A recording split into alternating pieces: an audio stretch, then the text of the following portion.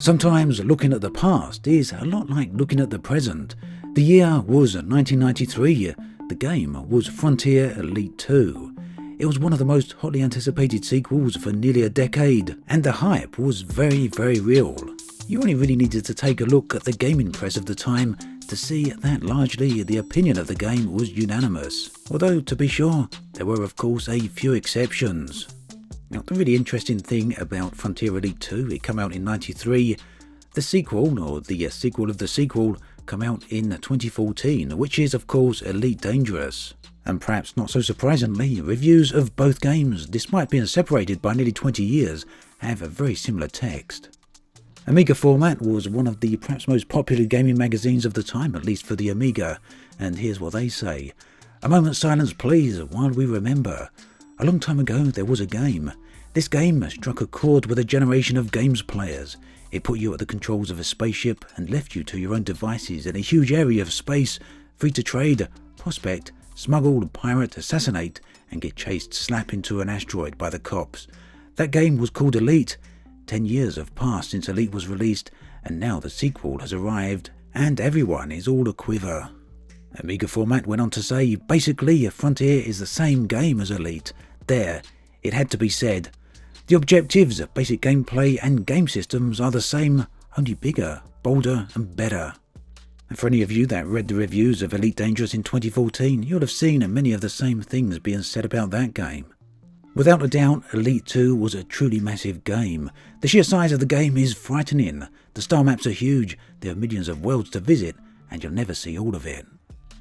This type of gameplay, this type of game, was truly unique for the time, and it was little wonder that it garnered so much attention in an era dominated by platform games. By the time 1993 rolled round, most people were familiar with 3D games, but they still were somewhat of a rarity, especially when compared to the dominance of 2D graphics and side-scrolling games. But the game was exceptionally hard, especially for people not familiar with it, especially for those who didn't read the manual. And many people, like myself included, got shot down from the sky within just a few minutes of starting the game. But a game of this scale, this ambition, a game with this type of graphics certainly come with a price, and it meant that it didn't run that well on lower spec machines. The Amiga A500, which was a very popular machine at the time, really did struggle to keep up with the game and run it at an extremely low frame rate. Generally speaking then, you were better off with an Amiga A1200, or if you could afford it, then a PC. But of course, it wasn't all roses. There were some issues with the sound. Specifically, many people felt the sound didn't really match the quality of the rest of the game. And there were a few notable exceptions to the high praise the game was receiving, most notably from the magazine Amiga Power, who generally gave Elite 2 quite a bit of a panning. The biggest bugbear seemed to come from the fact that they felt the game was unnecessarily large, and that in the end this did nothing but detract from the gameplay. They cited numerous problems along with this, that the game had boring travel, that gameplay meant little more than moving from A to B, and that the sheer scale of the game made the distances incomprehensible to the average player. The bottom line then, as far as Amiga Power were concerned at least, was yes, these might have been some of the best 3D environments we've ever seen on the Amiga. Yes, there's limitless gameplay time, but even so, it has to be said that Frontier is just not very much fun.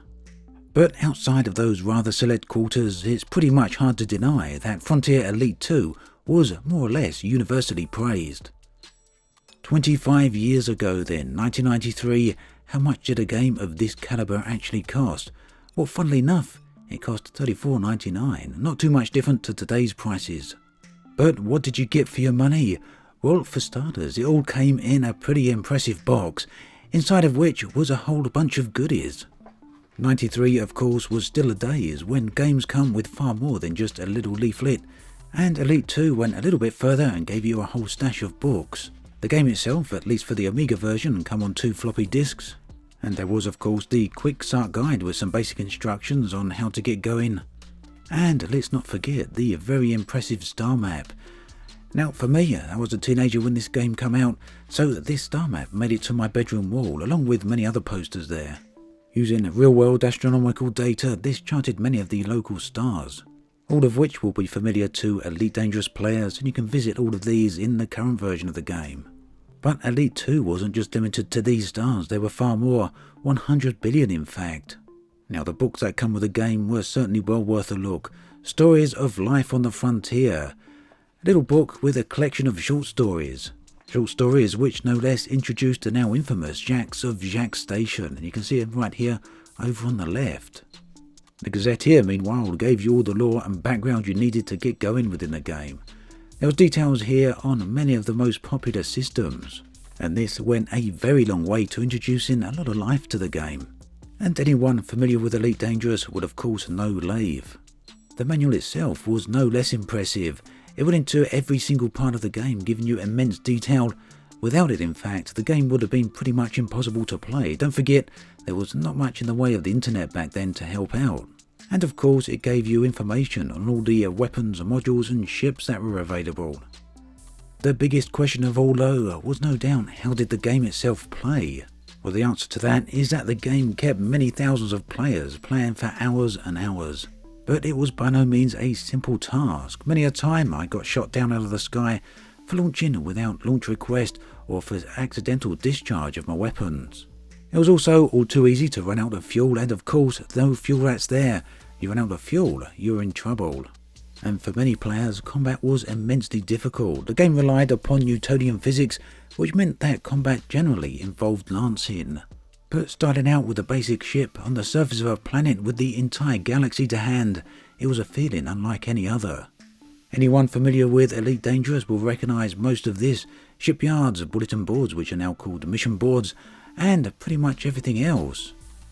For its time, the game went a very long way with its criminal system.